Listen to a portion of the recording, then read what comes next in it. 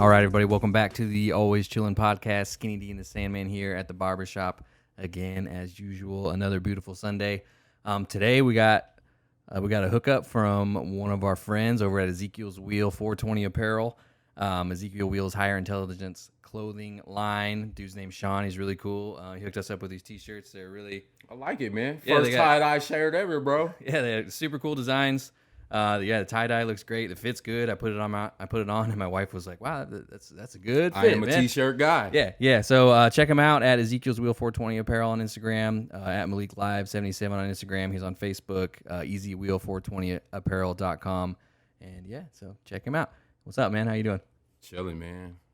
In a bit of a food coma, man. Yeah. We were just at Damon's house. His wife just cooked up the most delicious vegan meal I probably ever. The macaroni and cheese.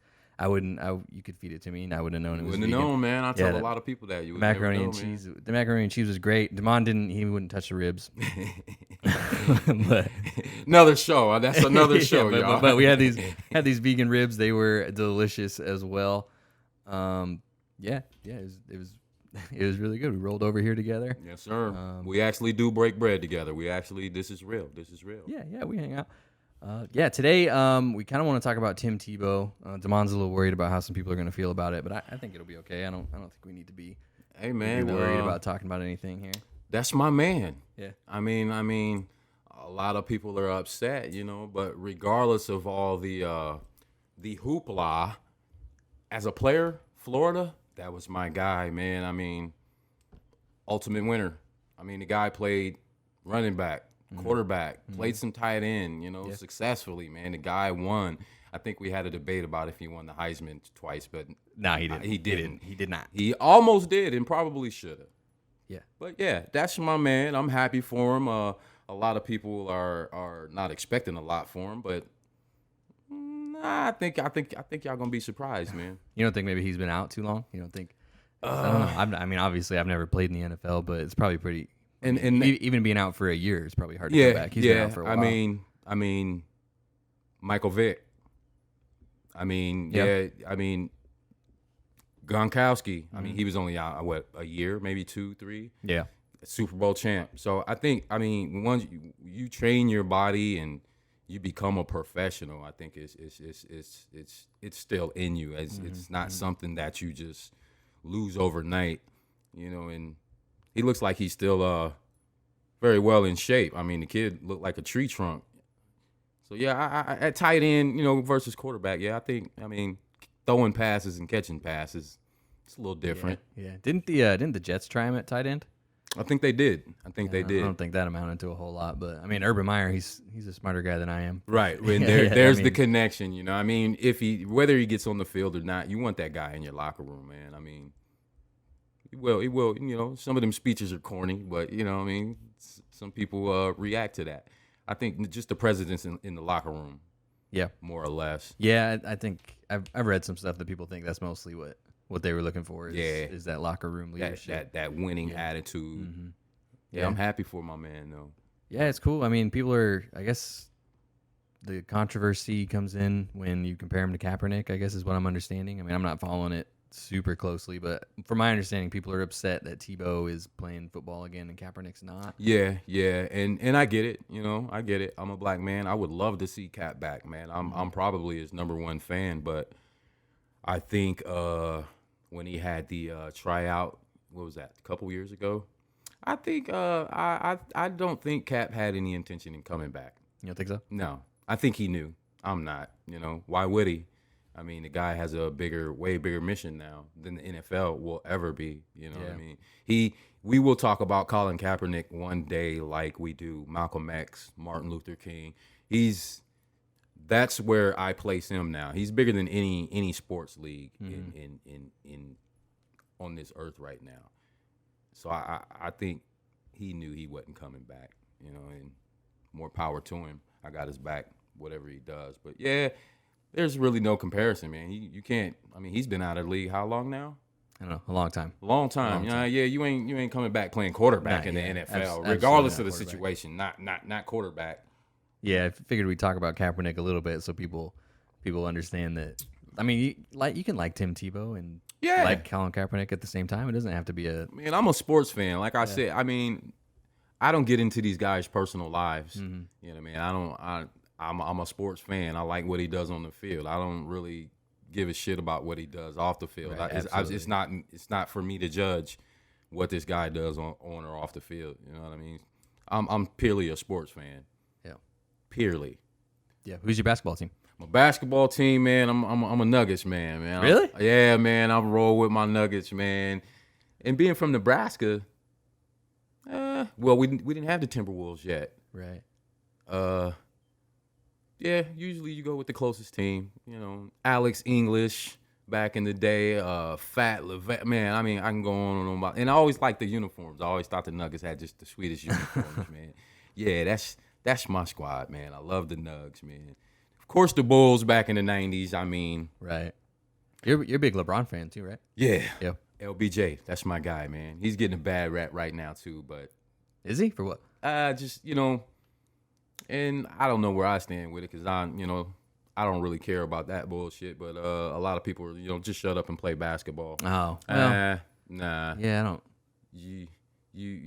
I mean, just because he has a bigger platform than you do doesn't mean exactly you shouldn't use it. You know, if the people telling him to shut up had a billion Twitter followers, they'd be tweeting about whatever the fuck they're trying to tweet about. Go. So there you go. Yeah, I don't really understand that. Shut up and act or whatever. Like, I mean, celebrities are allowed to. I mean, they're allowed to talk about these things. And when they're not speaking up, you're like, why aren't they? And when they are, and they don't say what you want them to say, then you're telling them they shouldn't. So, well, that's interesting. Like Michael Jordan was my man. You know what I mean? That was my guy. And my dad used to always, it used to piss me off too. My dad was like, oh, he's a pussy. Michael Jordan? Yeah, my dad was like, because my dad was from the 70s, playing ball. He's like, oh, he's a pussy. And I'm like, dang, Dad, that's my guy, you know what I mean? So he gave me this book. I think it was about 89, 1990, maybe 91. It was called The Jordan Rule. And I read that book, man, and it completely changed my mind about Michael Jordan. Really? Yeah. In what way? A bad way. Oh. Wasn't a good teammate. I wouldn't have been able to play with Michael Jordan. Me being who I was, I'm from the hood, you know what I mean? Right. We fighting, I don't care, you know what I mean? He's kind of a dick or what? A huge dick. Did you see The Last Dance? Mm-mm. Oh, man, you got to watch The Last Dance, bro. He was worried. He was worried about how white America would portray him after The Last Dance, right? Because, a lot of white people will say, well, Michael Jordan, he's not like them. Oh. You dig what I'm saying? Yeah. Michael Jackson, he's not like, well, actually, Mike Tyson, he's not like them. Yeah, we all from the same places, right?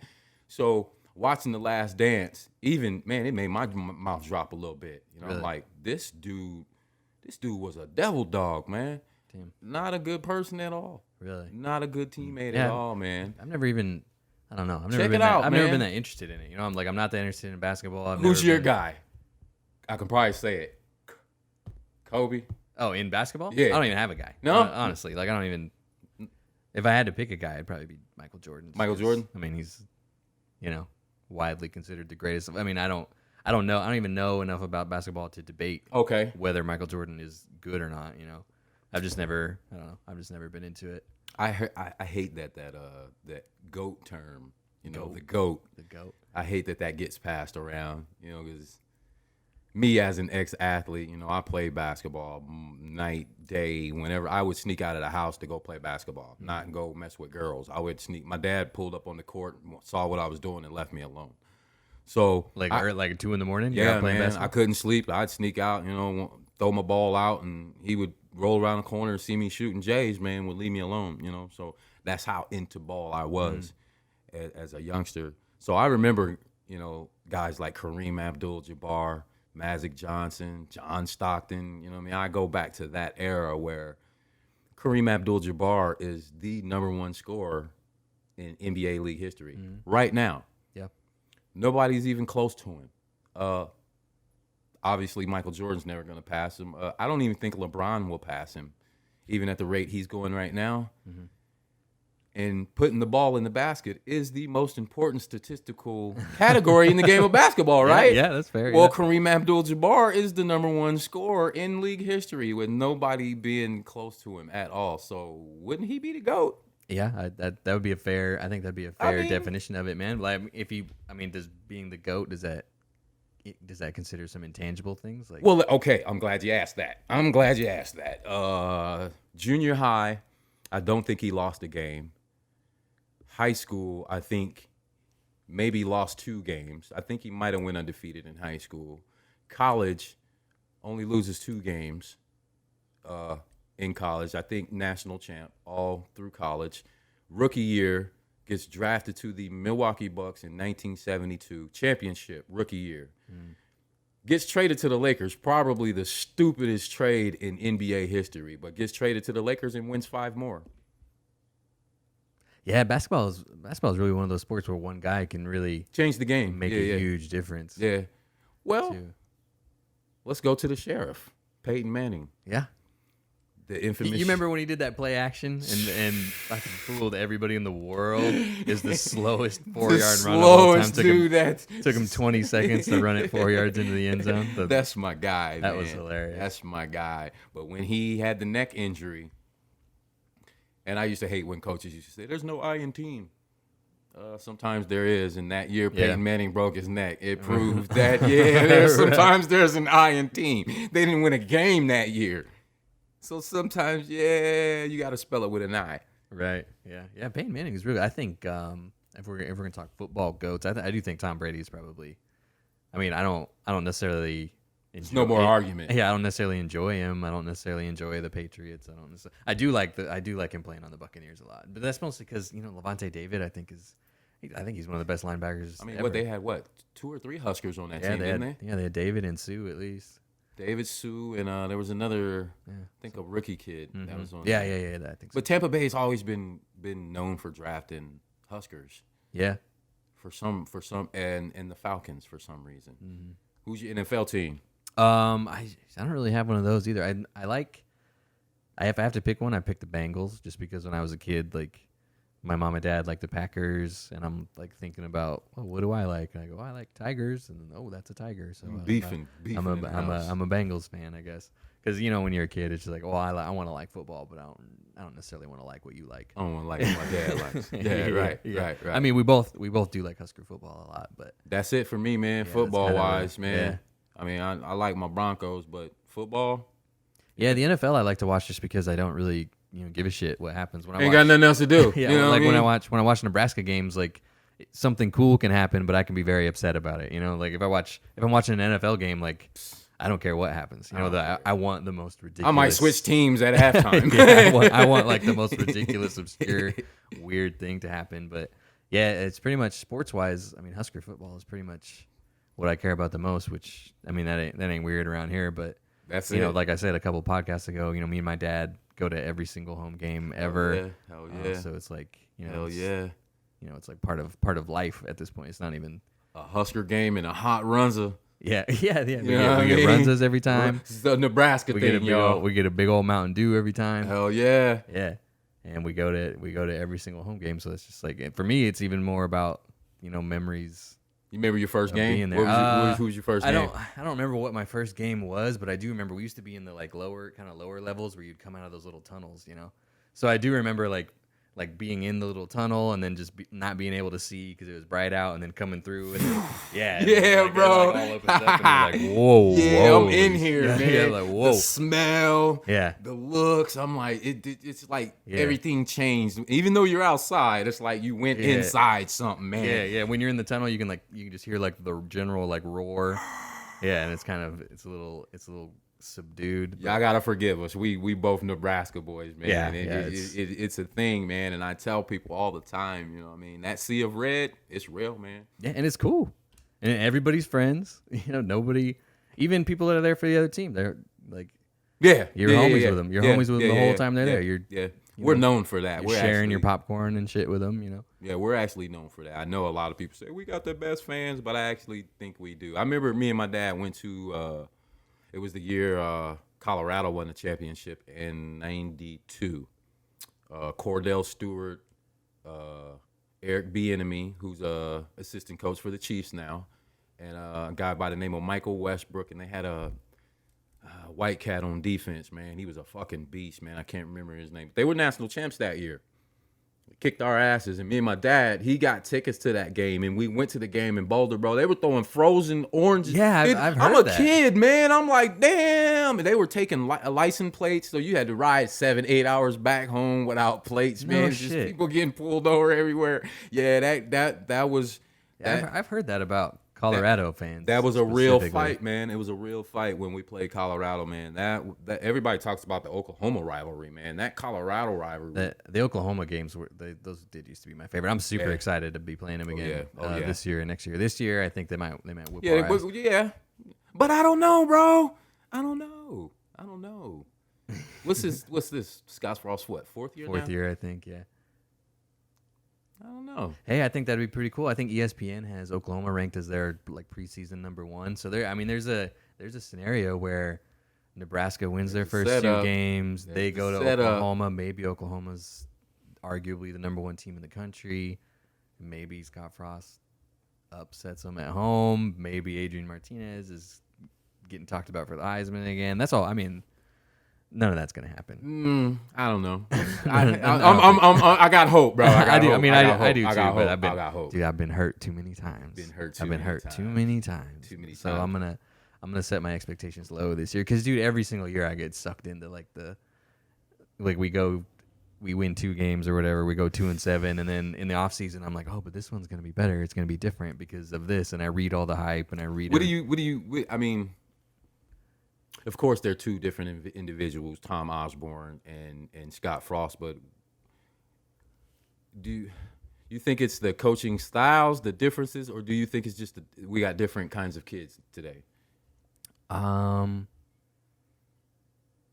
don't know. I think probably all of it. Yeah. You know, like I don't think Tom Osborne really has anything to do with anything anymore. Honestly, we're about to lose our whole Nebraska audience right now, but I don't think Tom Osborne has anything to do with it, and I don't think he should. No. Like he doesn't need to be involved that much anymore. No. Maybe come give a pep talk every once in a while and talk about what it's like to win championships. Yeah. But other than that, he definitely doesn't need to be involved in the day-to-day. Great coach. Let me give you my best memory of Tom Osborne, okay? I think it was the Sugar Bowl, 83, 84 maybe. But anyway, I remember Turner Gill was on the sideline, and they were discussing the play. And Turner Gill, this is back when they used to drink the big green Gatorade, on the sideline. They had the big cups on the sideline. They used to have to lift the helmet to drink it. And I remember, them talking about the play, and Turner takes a drink, and he hands the cup to Tom Osborne and runs back off on the field. Now, the next thing that happened just it totally amazed me, especially as a kid coming up from the 70s and shit still fresh from the 60s. He drank the rest of the Gatorade from the same cup as a black man. Now, being 9 years old, seeing this white man do this on national TV, I love him. I love that guy. I mean, no hesitation.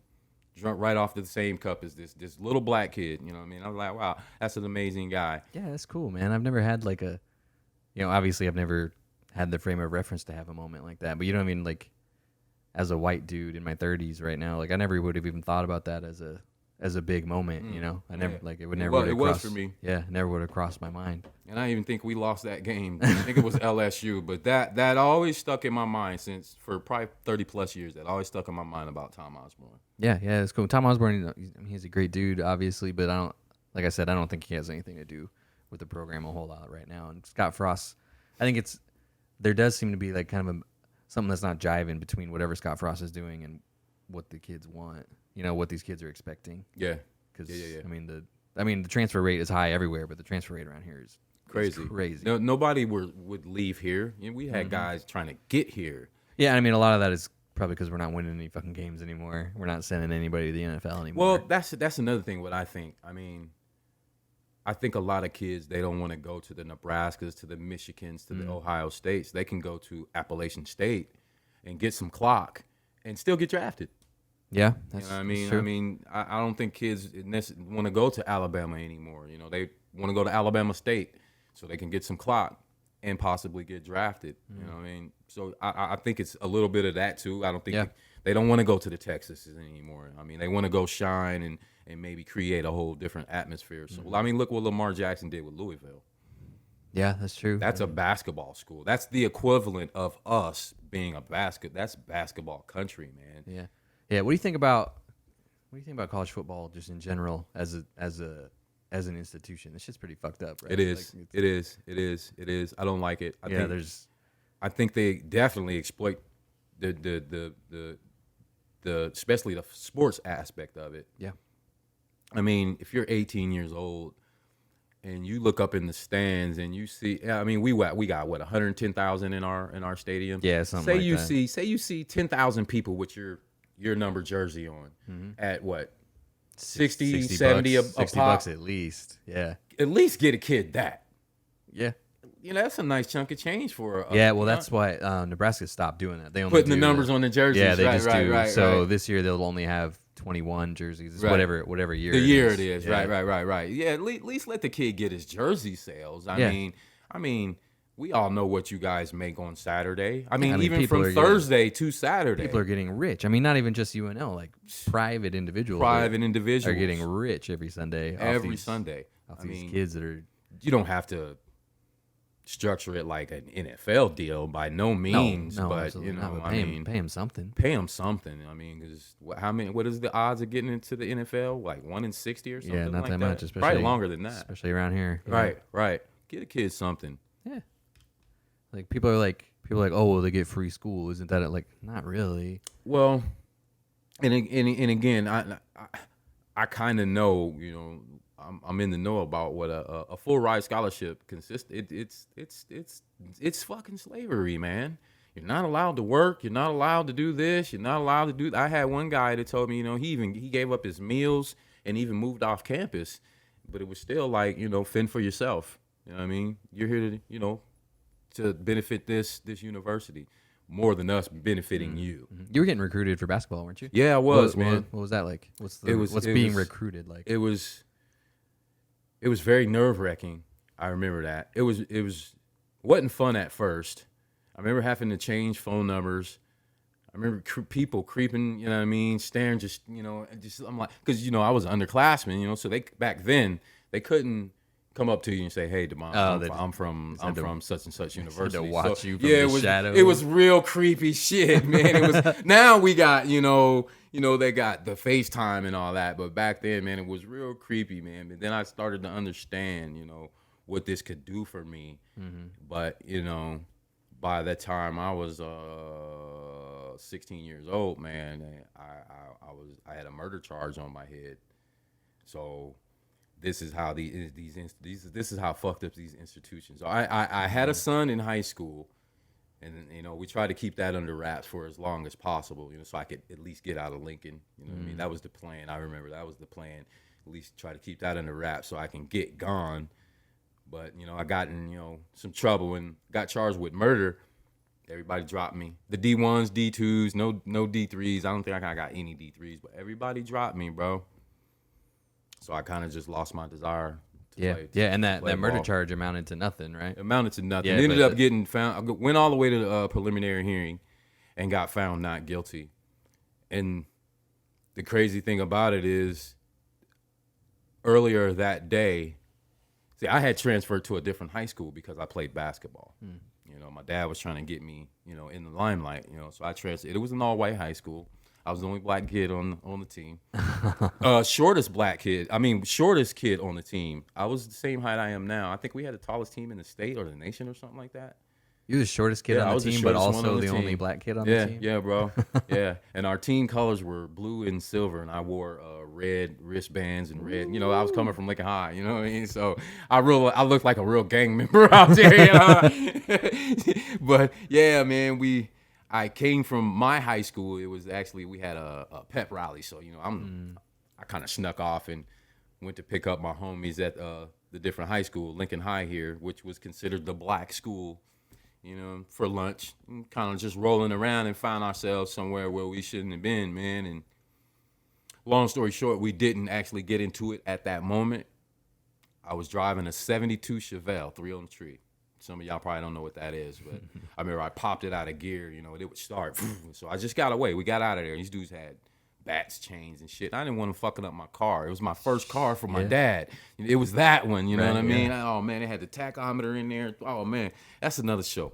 But later on that day, I was at a car wash, and this car wash has since been torn down in the neighborhood. And I remember I was down on my knee vacuuming my car, and I remember my car kind of jumped, kind of lurched forward.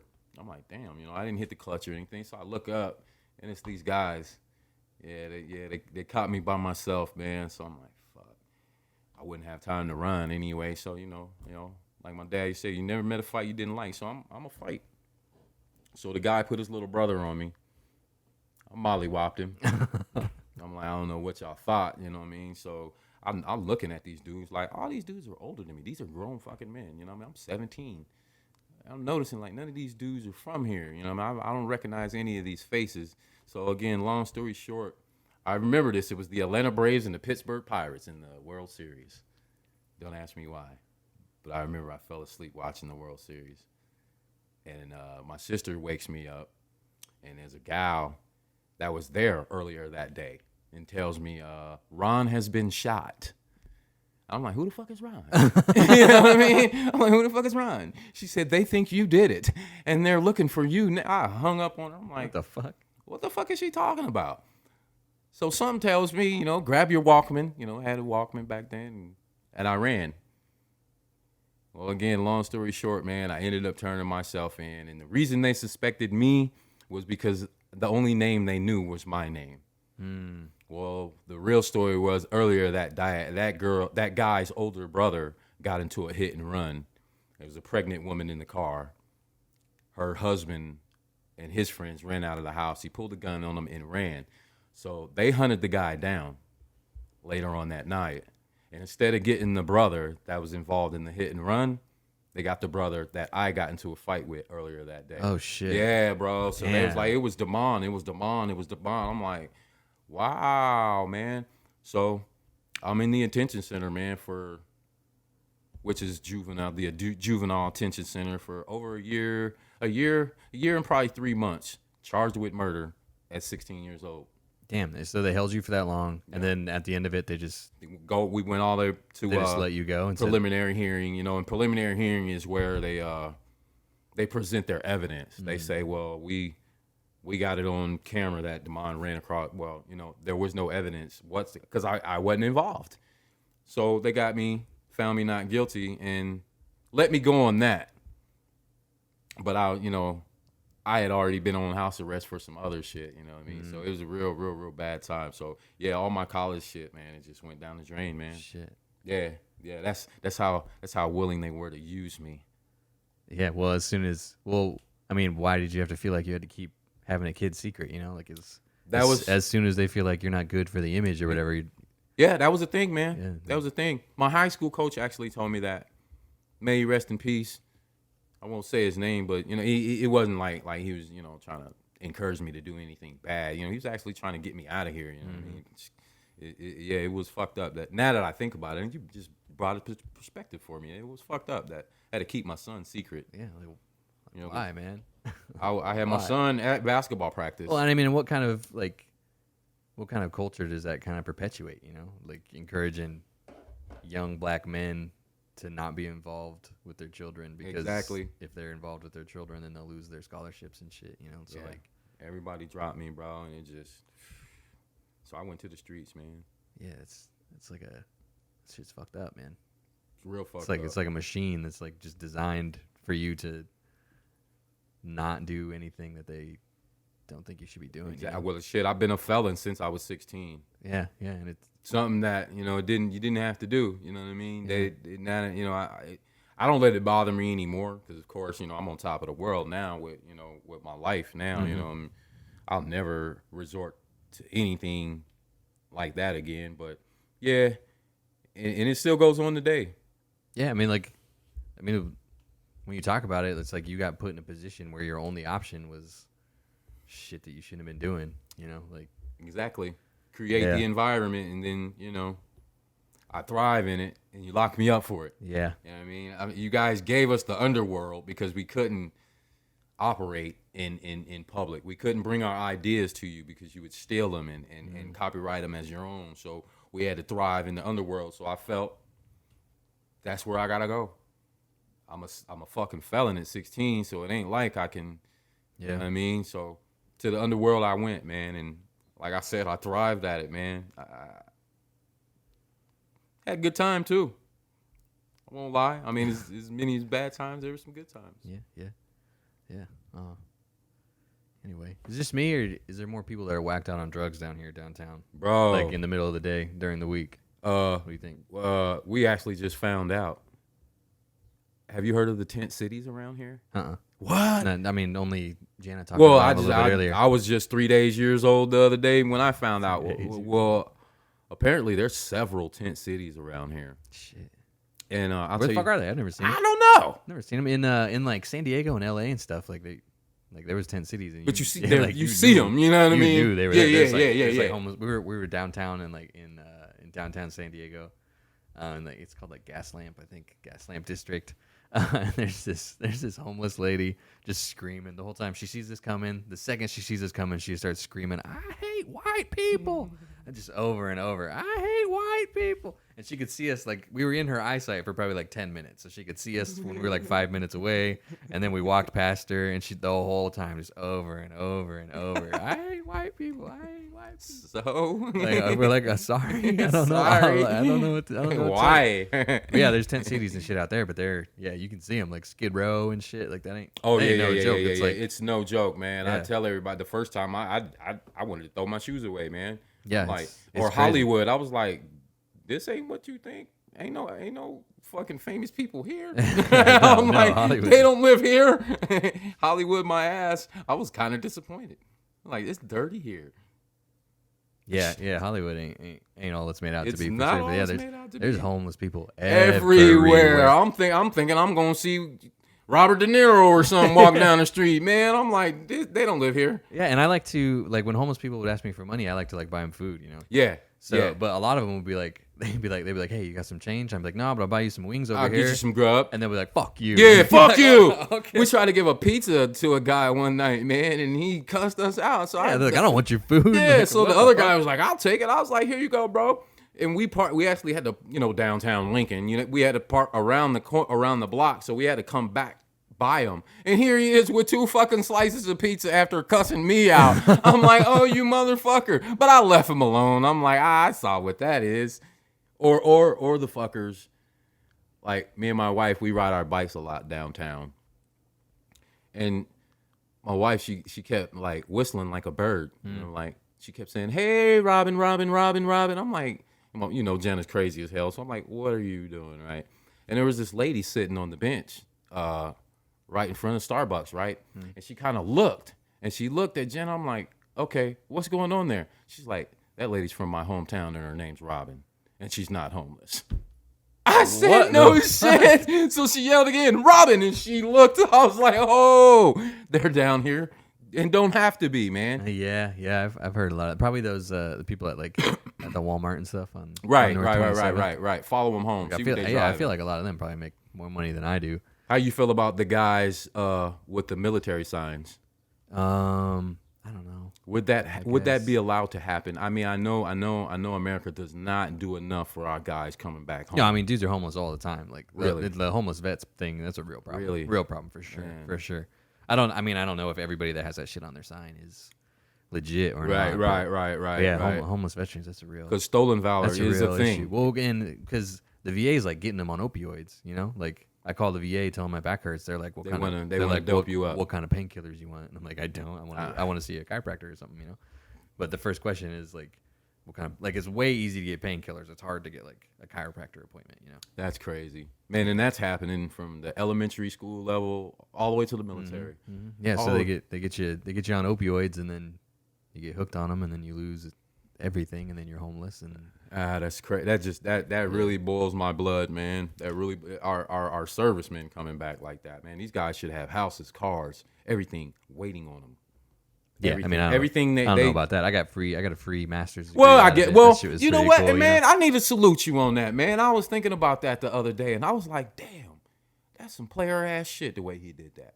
Yeah, just that's some player ass no shit breaks. you did, dog. I started going to school, didn't take any time off at all. No summers off, no nothing. I graduated my undergrad. I was back in grad school like a week later. Well, and that's not like. That's not. I don't even think that's something to be congratulating me for. No, it is, man. You're the most modest motherfucker I've ever known, man. I like that. Because that's like I went straight to grad school because I knew that if I didn't, then I never would. You know? Like once I got a taste of not having homework and shit anymore, then I never would have came back. So it wasn't like I wanted to work hard. It was like I know that I'm a procrastinating ass. I mean, for lack of better, you know, words. I mean, you used them. You got what you wanted out of that shit. Yeah, that's exactly what I wanted. Yeah, even more. I thought I was just gonna get a bachelor's. I didn't I had to do some extra gaming. Either way, it's dog. It's game, man. That's game. You know, a lot of people get the term player fucked up. They think it's about having girlfriends. No, being a player is beating the system that you challenge, or if the system challenges you and you make it out of there on top, polished. That's a player to me. Yep. That's a player to me. And again, dog, that I gotta salute you on that. Man, when I see it, man, I give man. love. Thanks, I ain't no hater, dog. I ain't no hater. And when I see it, I'm gonna give it up. Thank you. But yeah, so military homelessness. That's what we were talking about. It's a pretty big deal. I saw a guy over at Tico's over here just whacked out of his mind. I got to park a little ways away from work because I work downtown. So I parked my car. Oh, you definitely see it down there. Yeah, like at 8 a.m. So I shut my door, start walking towards work, and this dude's over by Tico's just whacked out of his fucking mind, like yelling at the sky, having arguments with nobody, like just about fist fight in the air, you know. And I thought about calling the cops and like just letting them know, like, hey, there's a dude that's whacked out over here. Because maybe he might get some help. Yeah, I mean, at least maybe he won't hurt somebody today. Yeah, so he's over on the corner just screaming. It's 8 a.m. I'm walking to work, man. Damn, man. It kind of makes you think, though. It does. Like, not to get too like existential, but like how different our lives can be. You know, like me and that dude were in the same place at the same time, but he was whacked up on whatever he's whacked up on, homeless. He had bags of shit. He didn't look like he had showered in a long, long time. Well, again, to kind of segue off of last week's show, prison, man. I mean, some guys, you know, and it's all, you know, if you're, I hate to say it like this, but if you're weak mentally, the place is gonna beat you. It's gonna beat you. It changes you anyway. And a lot of guys, you know, they do 5, 6, 15, 20 years, man, and mentally they just can't cut it out here. You know what I mean? And what's the first thing they do for them? Put them on some dope. Never mind that this guy has a mental issue. You know, just let's give him something. Yeah, see, it's somewhere on the line. It just turned into the easy thing to do is just right. You know what's fucked up? I got to pay a bunch of fucking money for it. You know, the health insurance is a whole other thing. But make you sick and sell you the cure. Yeah, it ain't even free to get classic case. Getting hooked up on opioids ain't even free. They charge you a bunch of money and ruin your life. I mean, I've never sold drugs. I never experienced it with it. You know, but my whole thing is, like back in the 80s and 90s, you know, we would see, you know, it was crack back then. I mean, you would see the finest girl you've ever seen in your life in the neighborhood, and in 6 months, bro, she looks like she's an elderly woman. Shit. And then you got the next cat on the porch, and you be like, I want to look like that. Like, why would you want to do some shit that just sucked her dry? Yeah, I would never. I just couldn't wrap my mind around that. Even alcohol, it's like, man, that. You got guys walking around same age as us, man, but they're 20, 30 years looking. Oh, I'm like, man, why would you? You were kind of talking about that a little bit earlier with the fentanyl, like fentanyl. Like even opening this package, even just opening like it, that might kill me. But I don't even know. Do you smoke it? Do you inject that shit? I have no idea. I don't even know what you do. I have no idea. Yeah, opening this package is life threatening to me. Life threatening, like it coming in, like cops touch it. Right. Well, the state patrolman on I-80 might have been a few weeks ago. He pulled over a car and had some fentanyl in there, and he opened it up, bro, and he had the next county's deputy sheriff not been on the way with the Narcan, that guy would have died right there on the just from touching it. And people man. They probably do everything with it. They probably snort it, probably smoke it. Yeah, and see, that's the crazy thing about drugs, man. Back in the 80s, there was a thing called freebasing. And don't ask me how, but Richard Pryor almost killed himself by freebasing. And then came We originally, I remember hearing it called Ready Rock. Ready rock. Ready Rock, because it's ready to smoke. Whereas where you go get raw cocaine, you would have to go get this. You would have to go get that, and mix it together. And then you could smoke your crack. Well, that was too much. Nobody knew those ratios. Right. Nobody knew that. That's science now. You know what I mean? I want to get high. Now, I got to be a scientist. So they started rocking it up. And the term crack came. Okay? Yeah. Thinking about it now, you cannot tell me there was 3 brothers sitting in the room and came up with the idea to mix this shit together and come up with crack. No way. This is like the third time the crack conspiracy has come up on the show. You know what I mean? It's because it was so devastating. I know methamphetamine is the thing now, but crack was so, especially to the black neighborhood. Yeah. And then when we started seeing the white people come to the neighborhood, we had white people in our neighborhood, don't get me wrong, but we knew them. We were seeing Mercedes, Porsches. Gentrification. You know what I mean? Like, what the hell? You know what I mean? They here buying the crack now. So it's like the crack spilled over the ghetto, over the hood, and now these suburban white kids are coming down here getting it and shit. Crack. You know what I mean? So the government, kind of fucked up with that one. I mean, like I said, we called it Ready Rock. The government came up with the name crack. That's their term.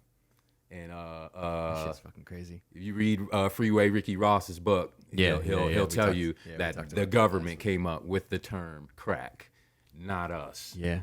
And crack, man, I know. I think you can smoke it. I don't think you can inject it. I think crack you could only smoke. You couldn't snort it. You had to smoke it. I know heroin, to get the full effect, I think you have to inject it. Yeah, heroin's out here like a motherfucker too. It's back, and it's never been in Lincoln, man. That's what's scary. When do you think it started? There's a few people in my family that have kind of gone down that. Down that we road. all do, man. We all do. I remember there was a special. It's probably about 4 or 5 years ago, and they were talking about a town in Iowa that was so small, man, and they were losing like 2-3 kids a month over heroin. You know what I mean? And I remember saying, "Oh, it's gonna be here." Got here faster than I thought, but it's here, and never. I don't think I ever knew anybody that did heroin, but I think drugs today through I don't call it hip hop. We'll say this the new wave rap is so drug induced, man, that drugs have lost their stigma. Does that make sense? Yeah, they did kind of, especially with like, I mean, not to say it's a bad thing everywhere, but like legalizing weed, like weed has lost a lot of its stigma, which I think it should. What do you think about what Oregon did, decriminalizing everything? That's crazy. I think that was a good idea. Yeah. I think it's crazy. It's definitely a good idea, but that's crazy. Well, a lot of people think, especially people around here, think that means that it's legal, that they can go to Walmart and buy meth. Like they don't understand the difference between decriminalization and legalization. Like, no, they don't. Like you tell them that weed is decriminalized here, and they're like, no, it's not. Like, no, yes, it is. Yeah, it is. Yes, it is. They did that a few years ago. Yeah, you just get a ticket, but they think decriminalized means legal, so everybody was going fucking crazy. I don't know if you remember that. Well, Colorado did it too, didn't they? I'm not sure if they did or not. Psychedelics, maybe some other stuff. Yeah, Colorado did some crazy shit too. Well, now they're using like MDMA to treat like PTSD and shit. They're like the VA's using MDMA in trials and mushrooms and shit like that. I'm interested. Microdosing, all that stuff. Yeah, I'm ready to get shit. It's better than fucking whatever else they're putting. I mean, we go back million, however many years. That's what it was. Wasn't no Advil. Wasn't no, you know what I mean? Go pick that plant. Go get some water from the river, and take this. There was no dope back then. It was plants. I went into the VA because my back was hurting because it just hurts all the fucking time. They gave me, I don't even remember what it was, but they gave me some pill, and like I would take it, and if I didn't get at least 8 hours of sleep, dude, I was a fucking monster. The whole rest of the day, I was just fucking pissed. Wow, that's crazy. Like, yeah, if like they gave me this pill for my back, and if I didn't get like 8 hours of sleep after I took it, like my back still hurt, and I was just angry. And it's like, how does that help, bro? Like, That's Like, what are you crazy. doing? That's crazy, man. Yeah. I don't get it. I don't get it. Especially here in Nebraska, man. I mean, we got a lot of farmers here.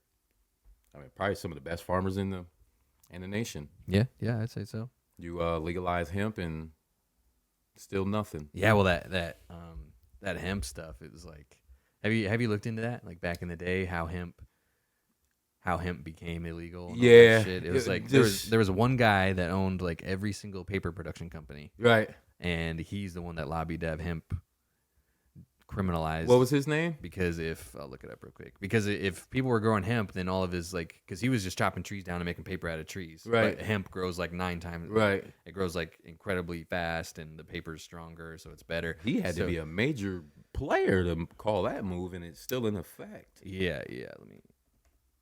Well, once they get shit like that in the books, it's so hard. Like he convinced everybody that it was marijuana. You know. Like he convinced everybody that hemp and marijuana was the same thing. Yeah, a lot of people, that's what they think. Yeah, what was that guy's name? Let me see. Let me look it up. Keep talking about some other shit while I look this up because it might take a second. Well, I'm looking at Tebow's stats here still. Oh, wait, what you got? A winner. Oh, That's what I'm looking at. A winner. You familiar with Nate Boyer? I think so. The Navy SEAL that gave Cap the idea to. Oh, Neo? yeah. That's why he sounds familiar. How you feel about him? I mean, he's right. I mean, we can. Usually, we don't get too into this political stuff, but there's not that long left, and we got time to kill, and we're not going to get too deep into it. I don't think, but I mean, well, he played. Like, if you want to kneel for the national anthem, kneel for the national anthem, bro. Like that guy was. Well, he actually played in the NFL. Yeah, that guy was right. That ex-Navy SEAL in the NFL telling Kaepernick, "Go ahead and kneel." Yeah, he's right, man. Like that's what makes America cool, you know. Like to be able to do that. Yeah, the fact that you can do that and you're not gonna get hauled off to jail and shit, you know. Like he was a long snapper for the Seahawks. Yeah, and that's like, I mean, what better way to protest, you know? Like, if you protest violently, they don't like that. If you protest loudly, they don't like that. This is just a dude kneeling on the sideline. He's not bugging nobody. He's not doing anything. He's just calling attention to something he thinks is an issue. How'd you feel about holy shit, it became the biggest issue in the How'd you feel about him as a player? I liked him as a player. Yeah. I thought he was fun to watch. Yeah, he was good. He's better than he gets credit for at this point. Like, he didn't get kicked out of the NFL because he was a loser. But yeah, I think it was awesome what he did. Honestly, I think it's real cool. Went to Texas, man. Yeah, because all he was trying to do was bring attention to an issue, you know. And, right. I mean, mission accomplished. You know, we're still talking about. I would like to see him in the office at least. I would like to see the NFL at least mend the issue, and I guess that's why I kind of gave up on the NFL, man. I kind of gave up on the NBA last year too. Did you? Yeah, because I feel like they just took the whole message and kind of whitewashed it. You know, the whole Black Lives thing. I think they just kind of took it and just whitewashed it. You know, made a couple T-shirts and it'll be over. Well, and it seems like with all of that, it seems like the NFL and the NBA, they don't really get involved until not involved, but they don't really make a statement about it until they absolutely have to. Right. They have an opportunity to really be on the forefront of that. Exactly. You know? The players in those organizations want to be on the forefront of that. Exactly. But they wait until they get backlash for not saying anything to say anything. Like a guy like Jerry Jones, man. I mean, he kind of blatantly let everybody know, man, that he was racist. Yeah. I'm like, damn.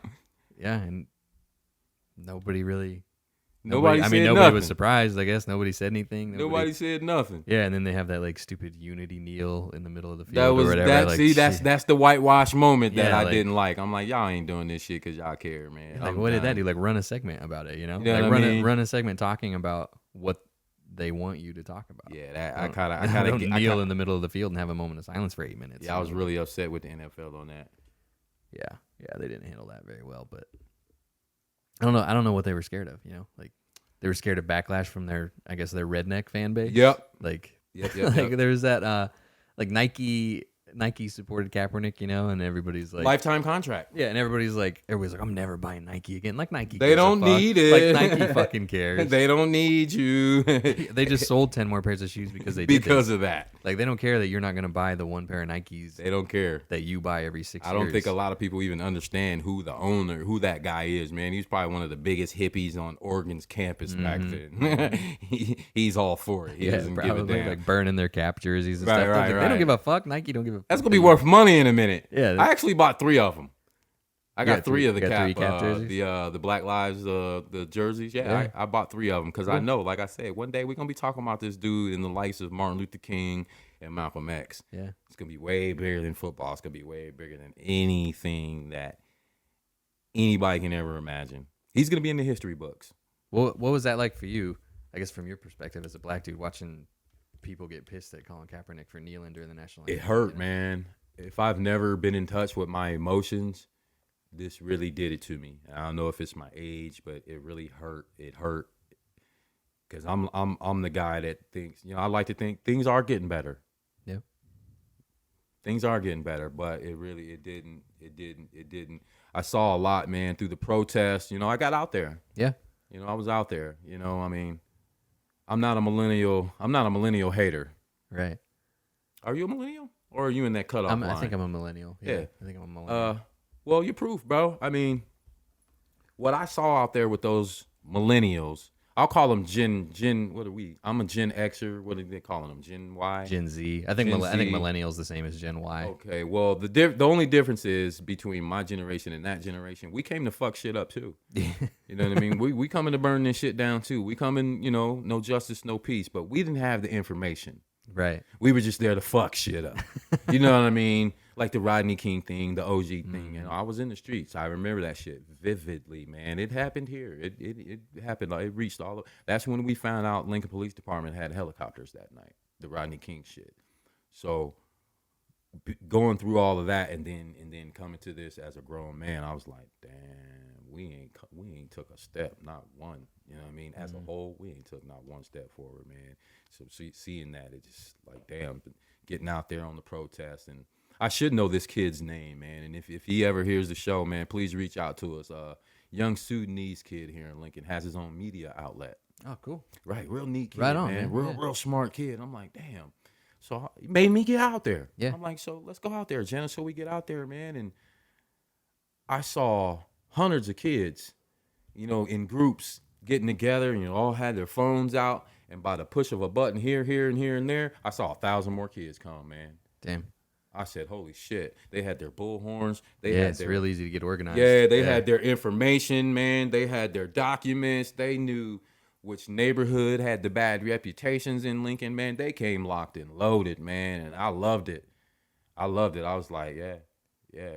These the motherfuckers y'all hating on. All they need is a direction, man. Yeah. All they need is a fire, man. And they going after it, man. I was actually out there all 3 nights just watching it. So I had to step back. I was like, man, my contribution to this is I can bail a few of y'all out of jail. Yeah. As long as you don't do nothing stupid, my contribution is I can get some of y'all out of jail, man. But they didn't. The Lincoln kids. There was some destruction here, but I don't think it was Lincoln kids. I think that was some outside people who came to make trouble. Mm-hmm. But as far as the Lincoln kids, man, and also another beautiful thing that I saw, and I even made a joke about it. I said, there's a whole bunch of high yellow mixed babies out here. You know what I mean? And a couple people heard me and kind of giggled at it. And I'm like, well, what that means is a lot of these kids out here either have a white dad or a white mom at home, other than their black parent.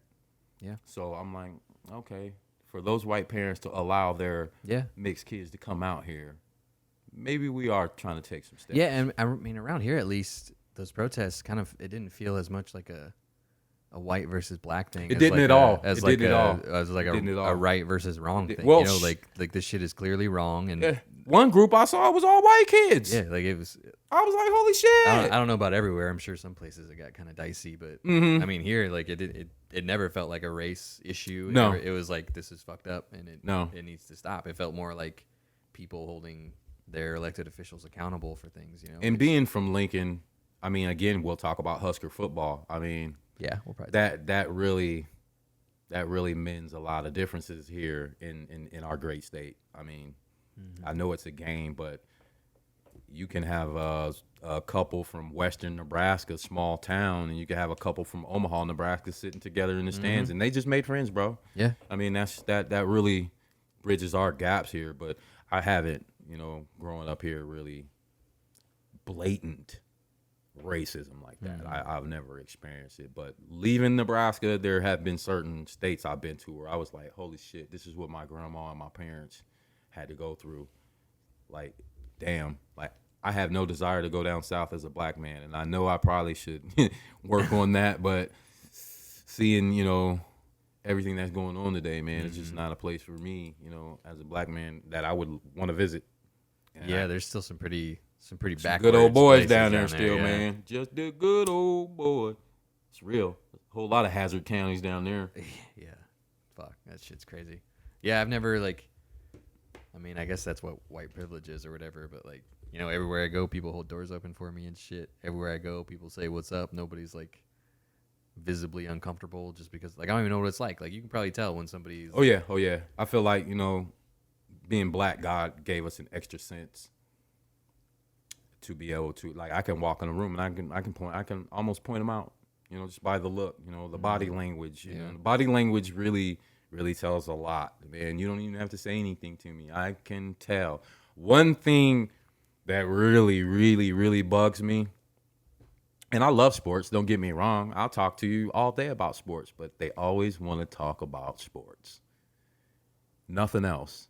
I could know a whole lot more. I might not ever touch the ball in my life. I mean, I think we've had hours of conversation on the internet at this point, and I think this episode is the first time sports has even really come up, man. I mean, I like it, but I mean, people just come up and ask you if you like basketball. Yeah, hey, you watched the game last night? I'm like, actually, no. Who won? You know what I mean? No, man, I was racing my remote control cars. I mean? I was outside chilling, man. No. That's always a telltale sign when they want to talk to you about sports because nothing else is comfortable for them. You know what I mean? They automatically assume because I'm 6'3" and skinny with LeBron shoes on that, I'm a basketball player. That you like basketball. Yeah, and maybe you do. And maybe I do. Maybe they're right about that. But damn, dude, I might want to talk about these UFOs Mexico's showing us now.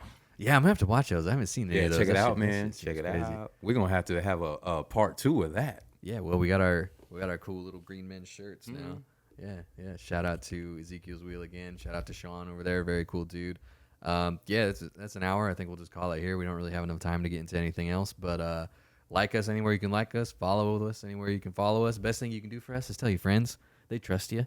We're a good show. Let them listen to us too, man. Come on. That's it. Email us, alwayschillinpodcast@gmail.com. All our socials are always chillin podcast, and we'll see you guys next week. Holler. Later.